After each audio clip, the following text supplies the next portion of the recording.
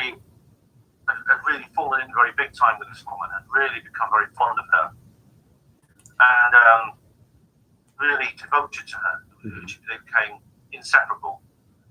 Now, this lady was, now bearing in mind I was about 30 years old at the time, this lady was extremely unpleasant to me.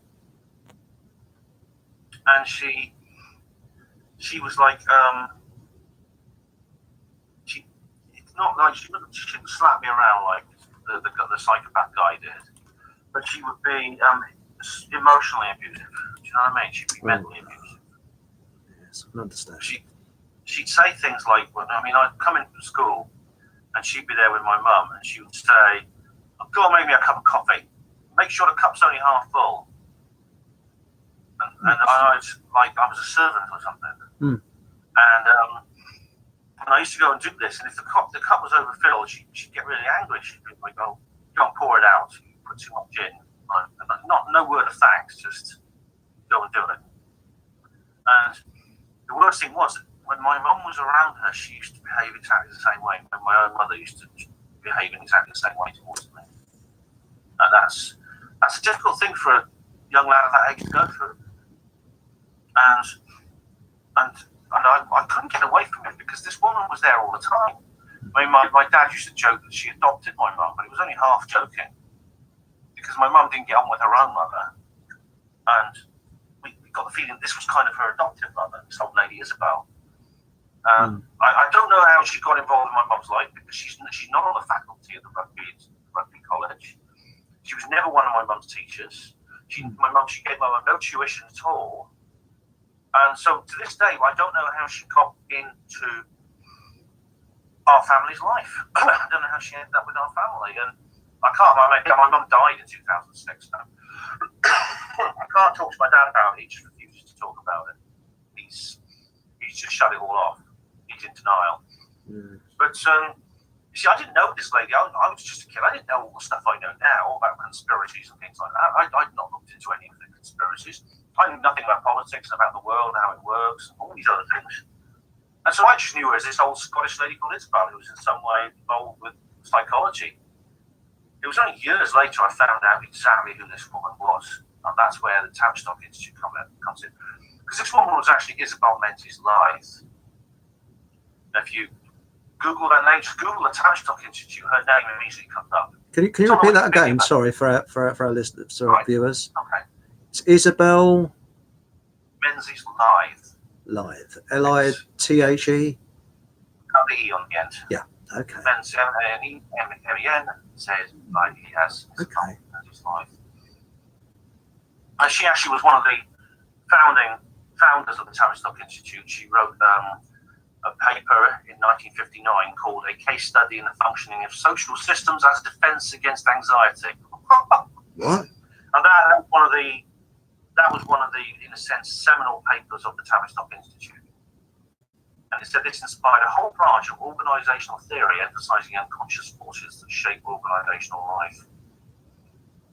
Now, the question is, like, this woman is one of the biggest names in psychological warfare in the entire world, who founded the principal psychological think tank, Manipulation's fifth column organization in the country. What is she doing involved in my family? That's what creepy. is she doing involved in my mother's life, turning my mother against me? Why? Well, negativity, I've found, attracts negativity. And when you're involved with a psychopath, you seem to attract more psychopaths. It's like a shark's feeding frenzy in your life. And negative, then it just rolls on negative all the time. I don't know whether you found that. Yes, definitely.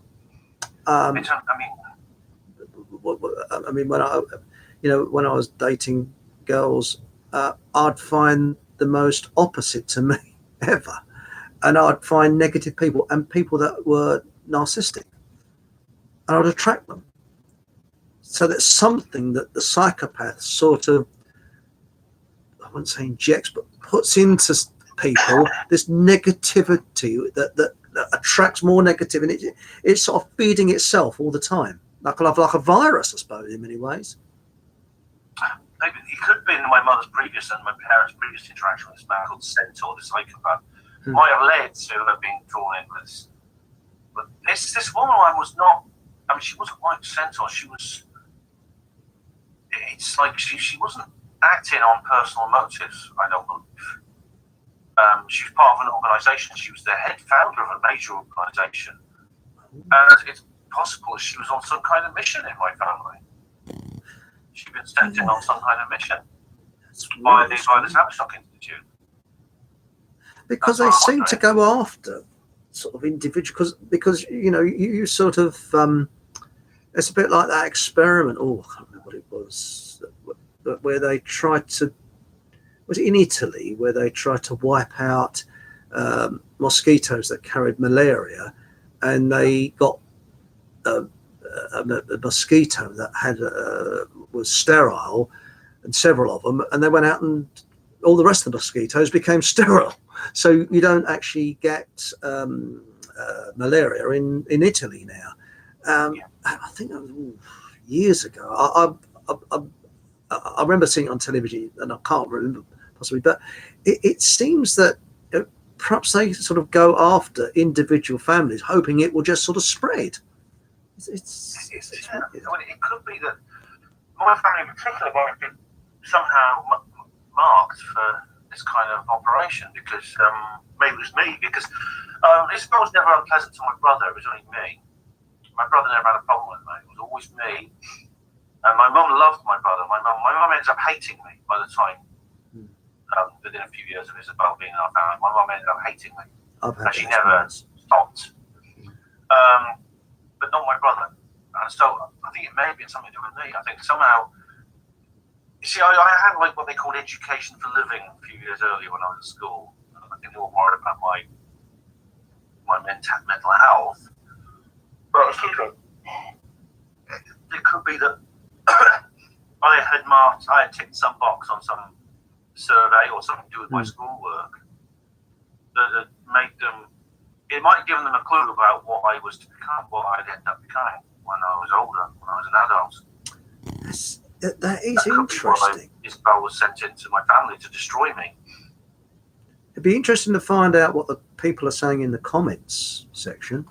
And hang on, let's have a quick shift here, a quick look. See, has anybody said anything? Hello, anybody? Anyone there? Hello. But this is incredible. This is really interesting.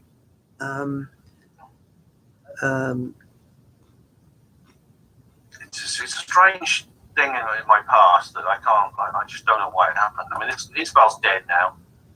Isabel died actually soon after my mum. It's almost like, no, she's very old though. I mean, she was pretty old. Like attracts like, though. I mean, I found in life, as I was saying before we came on air, there was a chap called Dave Starbuck, and he always said nothing happens by coincidence. No. And nothing. Exactly.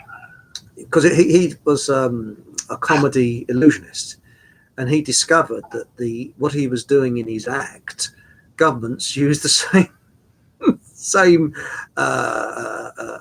techniques to create an illusion with people. They do, yeah. And he was shocked, that they hide things in plain view, and they're really illusionists. But this with the Tavistock Centre, that really is very creepy. I mean, it's a bit like I found out only a couple of years ago that during World War II, Britain had a chain of torture chambers throughout, or torture centres throughout the country where they tortured German prisoners. And that's all, and it's still kept quiet. It's still a lot of that under, the official secrets and that. But the Tavistock Centre is creepy. It's scary when you find it out. I mean, even after all these years, these things are very politically incorrect to talk about. But they cast an illusion. I mean, like the torture chambers you talk about, I've heard about them. I mean, there was actually a good documentary called After the War on TV, which is actually quite good. It was the first one that actually talked about this sort of thing. And what it didn't go into, though, was the level of deception that was necessary to maintain that illusion during the time it was happening, which was from 1946, 47. just before the establishment of what was then the West Germany, Federal Republic, the West Germany, and that basically was the whole country was built upon a mountain of dead bodies. Oh yeah, it's about 12 million Germans were killed off from 1945 to 1950. Yeah, they were put in fields without any shelter or anything, and they were just basically starved to death. They had put big fences around them and just left them there to die. Oh yeah. It's all been swept under the carpet, because I've always said I'm always on the side of the innocent person regarding what nationality or who they are. And I think that going back to what you said about the Tavistock Centre, I mean, I know that the Frankfurt School, who are virtually the same, in the 1920s, they used to torture dogs.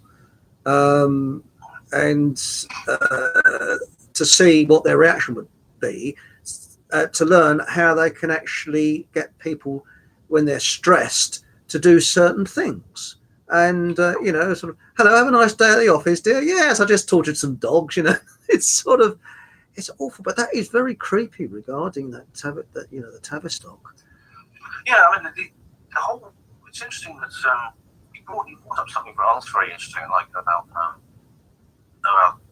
subjecting people to mental stress and torturing people. I mean, when people think about torture, the images that comes to mind is the thumb screws, the rack, hot coals. But actually, that's kind of medieval stuff is really not used very much nowadays, simply because it's not effective. What happens is adrenaline kicks in, it protects you, your adrenaline itself protects you. So even though these are causing immediate pain and harm to your body, your adrenaline actually protects you from any real mental trauma. But what they use they're more likely to use methods such as sleep deprivation, depriving you of food and drink for long periods, also various forms of humiliation. You're forced to go to the toilet publicly. Sexual humiliation. You may be forced to have sex with someone else who you wouldn't want to normally. Maybe if you're a straight person, you may be forced into a sexual act, or vice versa, things like that. And indeed, that is actually great. It's a horrible thing to think about, but they do. If you want to break someone down, destroy their mind, turn them into a brainwashed zombie, so you can rebuild them into whatever form you like, and re-indoctrinate them into whatever you want them to be. That's how you do it. Well, that's right. Remember the Abu Ghraib scandal? Yes, that's what they were doing there. Yeah. Now, when that broke out in the news, I remember it. There was horrible pictures and images of the warders there, who were U.S. Army, subjecting the prisoners there to that very treatment. They were like forced to parade naked in front of the troops, and the troops would then poke fun at them and things like that. And they were also subjected to various kinds of humiliation in terms of being forced to commit blasphemy against their religion, urinating on the Quran and things like that. Now, this was portrayed as these warders were a bunch of bullies who decided to do it independently for their own purposes. But you know what? One of them, Lindy England, yes, I remember her. Yes, she did an interview. She said that she protested her innocence, if you can call it that. She said, no, an officer from the intelligence corps came round, a whole load of them did, with his team, and ordered them to do those things. They ordered them to torture those people, those men. That doesn't surprise me, because looking at this on a wider scale, you look at ideological subversion in this country. Now, my grandfather always used to say, self-respect, you walk along with your head up, self-respect. But have you noticed how society has been deliberately broken down, where people don't have self-respect? And a perfect example of this, and I'll try and be brief, in the 1980s, I had a long drive to a contract I was working on. And I was driving home one night, and it was one of these horrible wet nights, and it was about 8, 9 o'clock in the evening, because I used to work long hours. And I was in the car, and I was tuning around the radio, desperately trying to find something of interest to listen to. And it was about the time when you had these so-called agony aunts and advisors who I absolutely would not listen to. I don't want to. Oh, God. I mean, I don't want to know about people's private sex lives and that. I just don't want to know. And it sounds like a joke, but it's actually happened. And I tuned onto this program, pardon me, and there's a chap saying, I have this problem, and the woman said, yes. I've had a relationship, and sort of driving along, with an Alsatian. Huh? I'd almost drove into the car in front. Her answer, she even shocked me. What she said, she said, that's perfectly normal. Did you grow up with animals? I went, huh? And I immediately turned it off. And that haunted me. And I thought, did I really hear that? Am I working too hard? Am I going a little bit funny in the head? And I worked with some Australians at the time. And when I went to it the next day, one of the Australians said, "Hey, Bruce, do you hear that Pom last night? I won't say how crude they were, having sex with an Alsatian. She should have given me the address of Battersea Dogs Home." And they turn around and go, "Oh, you bloody Poms, you're worse than the New Zealanders with their sheep, aren't you?" That sort of stuff. But so I realised I wasn't going bonkers because I actually heard it. But I've noticed that these so-called agony aunts don't really know. I mean, how can you advise somebody that you've never heard of before? You don't know really much about them. And I personally think a lot of those that phone in were actually phony because it's to get people listening. And I'm wondering whether it was Tavistock Centre that were actually phoning in and it was all pre-arranged because you think, what? And I've noticed... I was listening into now. I haven't got television. I don't watch the television. I sometimes put the radio on to listen to the weather forecasts, and I put the weather forecast on the other day, and I was a bit early, and it was local radio, and they were saying how as we are so well off in this country and there's no poor, how marvellous things are now compared to the 1960s and 70s, and we don't have poverty. Well, I'm sorry, you go into that. There's something on Facebook, what they call now Humanity Torbay, and you listen to Caroline Stevens. She helps to feed the homeless. The poverty is horrendous in this country now, and I feel that is Tavistock Centre as well. I think they're controlling the BBC. Well, they've engineered the whole thing. They've engineered. I mean, they basically, as Brian Gerrish puts it, nothing. Have you noticed nothing works anymore? Right. And it's everywhere. Things are breaking down. And the agony aunt thing. I mean, again, it's not serious. It's not meant to be taken as sort of serious or emotional counselling. I mean, the first thing you do if you're a serious emotional psychological counsellor is you don't broadcast it on radio. Precisely. My mother did this. It's a job that my mother did for most of her life, and she said, "Well, you do it confidentially in a locked office, and nobody, you never discuss anything publicly to you and the client. It's a very, very private thing indeed. The idea that someone would do it it is meant to be just done for entertainment purposes. It's meant to, and maybe it's kind of this voyeuristic kind of thing that you talked about how there's a lack of self-respect. We don't have self-respect like we used to. Your granddad used to say it's important to have self-respect, whereas now it's become quite normal to do things which you would hate to have done to yourself, or things that maybe you just would a few years ago would be considered morally reprehensible. I mean, voyeurism it specifically refers to watching other people have sex. However, because some people like doing that, but it could also refer to watching other people's lives in any way which they would normally do privately. Something they would normally keep private to themselves, or something very strange about themselves, strangely embarrassing about themselves, which they wouldn't talk about normally. You get to see it, and I think it does. I don't think it's healthy mentally for people to have those kinds of thoughts. It breeds contempt for others. Yes. You start to see other people, anyone who's sort of has any kind of problem or any kind of abnormality about themselves is essentially now like a king of the fools. You put them in the pillories, and that's not healthy. It's not healthy for them. Of course, it's not healthy for the people doing the watching, doing the voyeurism. It's another example, I think, of how about how we break things down. And of course, it's meant to make. On the other hand, there's this sort of like double cycle. So whenever I've been in this situation, where I've done things like this, and I've got this kind of horrible cringiness about myself. And I think the English language is not adequate here. I mean, the Cherokee Indians have a word which means looking at something else someone else is doing and feeling embarrassed for their sake. I think English needs a word like that. I agree with you. And I've also noticed that everything's in the open now. Now, for example, there was, do you remember Dr. Ruth years ago? Have you ever heard? And she used to talk about the sex on the television.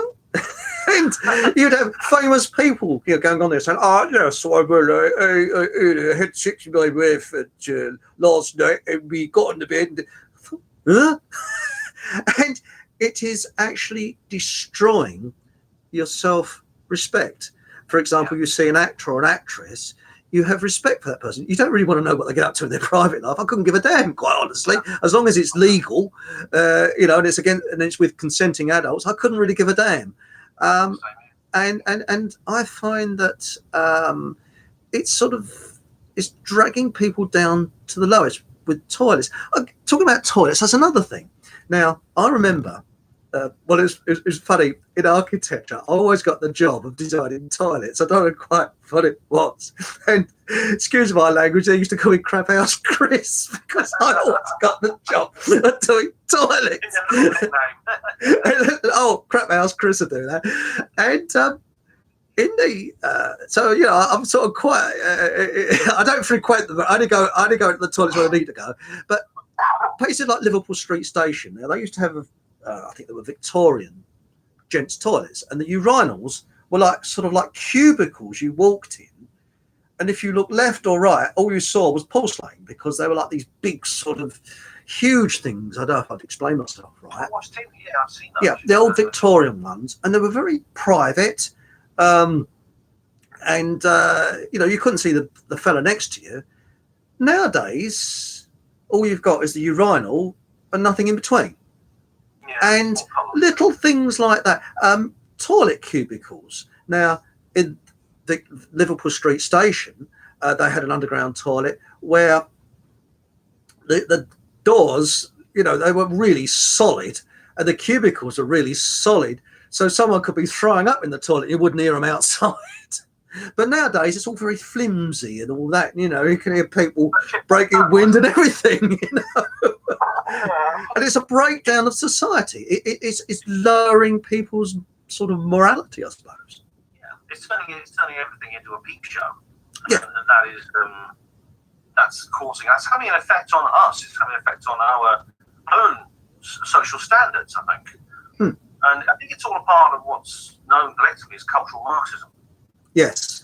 Yes. That's a big subject that goes into a whole lot of areas. But I think it's one of the biggest forms of mind control there are. The Tavistock Institute has been at the forefront of it. And if anyone says to me, "Oh, what's that? I don't know what it is. It doesn't affect me," I says, "Doesn't it?" You ever go into a cafe and say, "Can I have a black coffee, please?" Oh, crumbs. And you put yourself up, even if it's just for one moment, and then you move on. If you put yourself up just for one moment, and you think, "I shouldn't have said that. I shouldn't have said black coffee. It's racist." Yeah. And then if it's a black person serving you, you might feel guilty. You might think, "I've committed a hate crime against that person because I asked them for a black coffee." And even if it's just momentarily, I mean, for some people it's far more than momentarily. They agonise about it all day. They'll go back and apologise to the person who served them. If they got any sense, will say, "Don't worry about it. It's nothing." But of course, you haven't done anything harmful. You've asked for a cup of coffee with no milk in. But because of cultural Marxism, there's a massive amount of psychological baggage attached to purely harmless things. And that's just one example. There's plenty others. There's loads of others. I agree with you. I mean, I actually, before we was cut off by Big Brother, I think probably, I was saying that I remember now what I was saying. Actually, I used to being freelance, you probably do about 3 or 4 contracts in a year, and sometimes you do more contracts in a year, work on more projects on a year than most people do in a lifetime. But I worked in one particular office where everybody got on, and because you're freelance and everybody else was freelance, you're there because there's a crisis, and you've got to really work. I mean, you get paid very well, but you've got to really churn the work out. And because if the project is way behind, they can the client can actually get done, penalized if they go over time when the project should be finished. You see, so sorry, not the client, or the contractor can be done for this. So there's quite a lot of pressure and there's a lot of tension there, and a release valve for this tension is humor, and it's black humor. And I said something wrong there. It's not black humor, gallows humor, shall we say. Now, I worked with all different nationalities. There was Australians, Indians, there was a Jewish chap there, and I used to hear the best Jewish jokes from him. And we used to roll up, and there's a German chap there. One day, we don't know why, we just decided to speak in a German accent. And it was the time when Hello Hello was on television. And he used to come up to us and say, "We will say this only once." And he saw it, and he had a cracking sense of humour. And this Jewish chap went up there, and we was doing Hitler salutes the lot. And he went away for the weekend. He came back with a backache. I said, "No." I said, "It's something like goose stepping. That's what's done it." And he was killing himself laughing. We were just cracking gags all day. And this Jewish fella, you see him go up there and says, "Excuse me, Herr Flick," and all this sort of stuff. Nobody took it serious. It was a release valve, and it was really funny. And and if somebody obviously didn't like it, we wouldn't, we knew we had a good sense of humour. And the secretary used to join in as well. She was a bit of a laugh. And then suddenly a Canadian bloke came in who was married to an Asian woman. And he was very stiff-starched. And he was politically correct. And next thing is, "I'll report you to this Race Relations Board. That's racist." And everything we said, he was analysing as if we were horrible people. We were vile people. And, there was a chap there, was second generation West Indian. He used to say, "Hey, Bwana," go, "Okay, boss," and all this. We used to just, it was no harm. It was just harmless fun. I mean, this chap was a highly qualified electrical engineer and designer, and and we used to take the joke. That is what contract blokes and contract people were like. And another thing, I mean, that we're going back to the early 90s, there was women architects and women engineers there, and we did have initially, we'd say, "Oh, terribly sorry if somebody said a swear word," and they said, "Oh, it's okay," and all that. But we'd apologise to the lady if we said a swear word accidentally. But then when they said, "Oh, don't worry," because they were contract as well, we'd all, it'd be banter most of the time. But this Canadian chap didn't understand banter, and he said, "I'm reporting you to the Race Relations Board. I'm this, I'm that," and he sort of was painting us, even though there was a mixture of races there, colours, all kinds of things, as if we were some sort of nasty people just for having innocent banter that was helping, because of the pressure of this project, to relieve the pressure.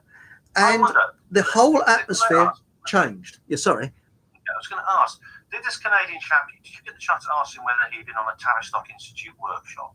No, because I didn't know much about the Tavistock those days. It's always, unfortunately, it's often remember things. You often remember these things when you find out about them, don't you? You didn't know it back then. The same with me and Isabel. But I'll tell you what, I bet my bottom dollar he'd been on some kind of workshop like that, to have that attitude.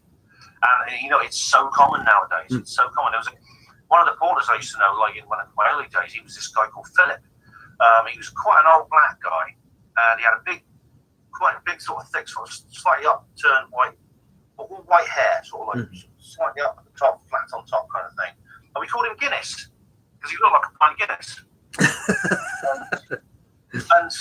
and everyone called him that. He didn't mind.